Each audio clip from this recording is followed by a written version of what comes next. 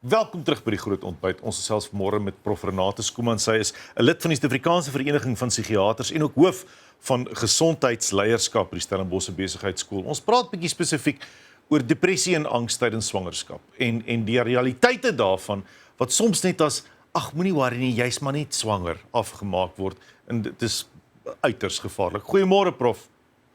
Môre Pierre, môre almal. Lekker om jou te gesels vanmôre Prof. Kom ons praat bietjie oor daai word net afgemaak as angs en depressie tydens swangerskap is 'n absolute realiteit en 'n mediese toestand. Dis nie altyd net sommer hormonaal soos wat mense sê nie waar nie. Absoluut nie. Ons weet 16 tot 30% van swanger vrouens in Suid-Afrika sukkel met angs of depressie gedurende swangerskap. En selfs 1 tot 10 uit hulle het 'n verhoogde kans vir selfmoordpogings. En dit is baie maklik om te sê dis net hormone, maar daar is groot aanpassings, daar is baie keer premorbiede toestande, so iemand het reeds angs of depressie, en dan wil nie medikasie dalk gebruik nie, is dalk bang vir medikasie gebruik, en dan natuurlik swangerskap vrywaar jy nie teen ander stresore in die lewe nie. Daar's nog steeds verliese, daar's nog steeds finansiële druk en al die ander dinge wat ook vir mens kan bydra tot 'n swaar gemoed. Prof, wat is die risiko's van hierdie onbehandelde depressie of angs vir beide ma en baba? Jennifer, dit is baie belangrik. Dit is nie net vir mamma of net vir baba nie. Dit beïnvloed mamma se lyf en haar gemoedstoestand.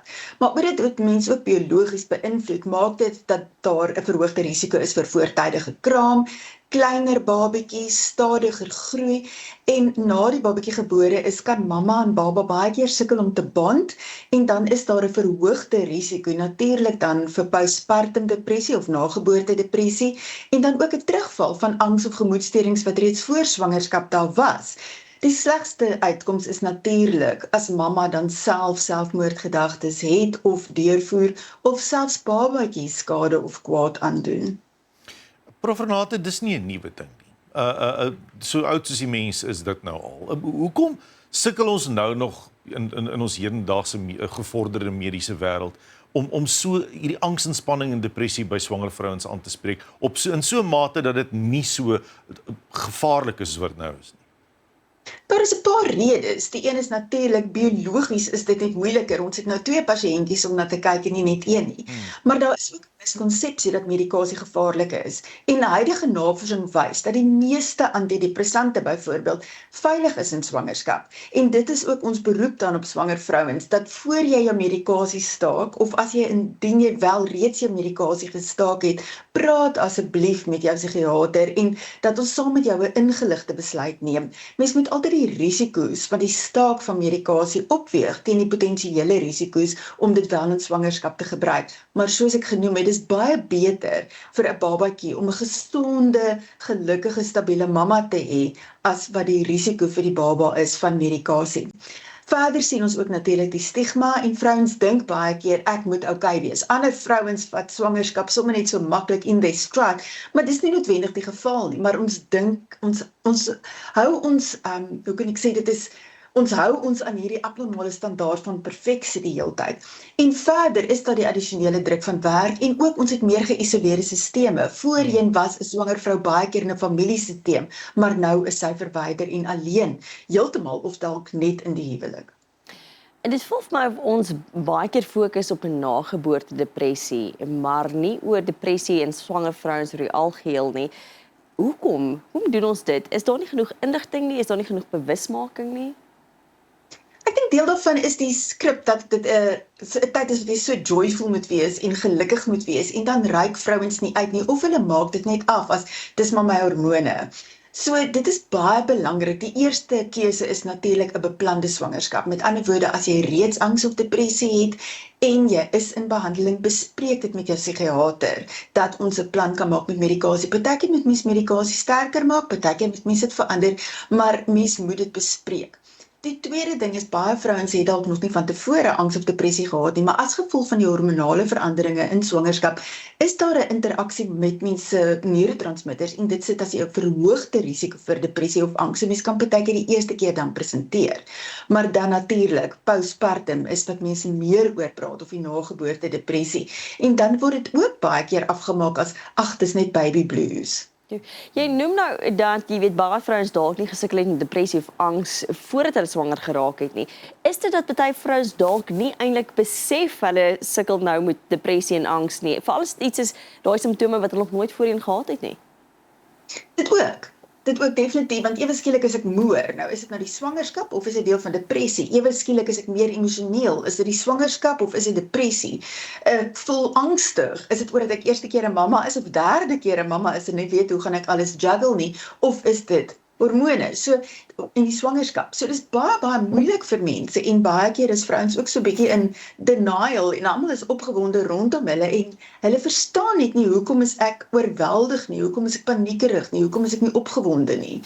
En dit is dan ons beroep as jy sukkel, as jy volhoue simptome het en ons kan miskien 'n bietjie oor daai simptome praat wat vir ons rooi vlaggies is dat jy regtig moet uitreik vir help. Wat is daardie simptome, daai rooi vlaggies? Want kyk, mense, soos jy sê, ag jy het nie die blues my hart. Jy sal okay wees. Is nie altyd die antwoord nie. Wat is daai vlaggies wat ons moet dophou? Nee, genade. Ek kan self terugdink aan my swangerskap wat nog tydens COVID ook was. Dit is nogal 'n drastiese verandering in mense se lewe en as mens nie support het nie, is dit baie moeilik. So die rooi vlaggies by ons is 'n volgehoue bedrukte gemoed. Met ander woorde, jy voel konstant hartseer. Dis nie net hartseer wat kom en gaan en vla nie, dis konstant daar. Daar's negatiewe gedagtes van jy's nutteloos of waardeloos of dat jy selfs gedagtes het om jouself seer te maak of die swangerskap seer te maak of die babatjie seer te maak. En dan ook paniekerigheid. En dan soos ek genoem het, moegheid. En moegheid is dalk regtig iets wat mens met oor moet praat, want moegheid kan 'n ystergebrek wees. Dit kan net moeg wees want jou lyf verander, maar moegheid wat die heeltyd aanhou, asof jy voel jy sleep jouself deur modder, is besmoontlik ook 'n gemoedstoring. Hoe kan vroeë opsporing en behandeling regtig ernstige siektes help? So ons weet dat as ons vroeg intervene, is daar gewoonlik minder en ligter medikasie nodig. Medikasie is nog nie altyd die eerste linie van ingreep nie. Baie keer is terapie of sosiale ondersteuning die eerste ding wat in plek moet kom. Maar as daar biologiese verandering is, kyk ons natuurlik na medikasie. Dit maak dan dat ons nie die komplikasies ontwikkel van angs en depressie of angs en paniekaanvalle of depressie en selfmoordgedagtes nie. So ons kan baie makliker die siekte, dis 'n biologiese siekte, contain en behandel dat daar nie komplikasies is nie. En dit het natuurlik 'n beter uitkoms vir die hele gesin in waar die vrou haarself bevind. Dit het ook 'n uitkoms op produktiwiteit by die werk byvoorbeeld. So dit kring uit die positiewe effek van as ons 'n mamma vroegtydig opspoor en haar die nodige ondersteuning en behandeling gee. Dis my great, jy sê dit is 'n mediese toestand. Dis nie 'n absurditeit nie. Dit is ding wat 'n mens kan behandel. 'n Mens 'n bietjie praat oor onbehandelde perinatale geestesgesondheid. As dit die belangrikheid daarvan. Jy kan maar sê wat jy wil, maar vrouens is maar die anker van die samelewing. Manne vat hier op die ken. Dis die realiteit daarvan. As 'n ma 'n swanger vrou nie voel sy het geestesgesondheidsprobleme. Wat is daai breër impak op die res van die samelewing? Jy het nou verwys na die gesin ook. Gesin se geluk hang ook af van die ma in die huis se geluk. Wat is daai breë samelewing effek wat hulle het? Peer, miskien net vir die kykers net vinnig sê perinataal beteken voor swangerskap, gedurende swangerskap en na swangerskap. So dit is waarvoor ons praat daar. En soos ek genoem het, die wye impak en daar is berekeninge dat dit die Suid-Afrikaanse ekonomie tot 42 biljoen rand kan kos, onbehandelde geestesgesondheidstoestande in die perinatale periode van vrouens. Ja. Wat sal jou boodskap wees aan vroue, families, mamas vanoggend? Nie net die mamas wat swanger is nie, maar ook die mense rondom hulle, ouer vrouens, ons wat reeds kinders gehad het, die wat nog nie kinders gehad het nie, dis jou vriendin wat dalk deur haar swangerskap is. Nommer 1, wees daar en kyk uit vir mekaar. Dit is so belangrik, want soos wat ons nou gepraat het, baie keer besef 'n vrou nie eers daar is dalk probleme nie. So kyk uit vir mekaar en ondersteun mekaar. As jy dalk self simptome erken of swaar kry, reik uit na iemand wat jy vertrou, maar veral ook na professionele help, of dit jou algemene praktisyn is, of dit dalk jou voorgeboortekliniek se suster is, of dit 'n psigiater of 'n sielkundige is. En as dit nog steeds vir jou te moeilik is, skakel suiwel. Daar is 'n tolvrye noodlyn. Prof Renate, baie dankie. Dis ontsettend insiggewend en ek dink dis belangrik dat swanger vrouens besef daar is hulp en jy is nie alleen nie en dis nie 'n skande om hulp te vra nie. Dankie vir jou tyd vanmôre. Groot plesier. As hy Prof Renate Skuman. Sy het natuurlik gesels oor depressie en angs by swangerskap. Asseblief, soek hulp, jy hoef nie alleen daardeur te gaan nie. Dit is behandelbaar, jy is nie siek nie. Dit is natuurlik. Nou ja. As ons terugkom na die advertensiebreek, dan gesels ons met Christian Bakkes oor sy nuwe boek.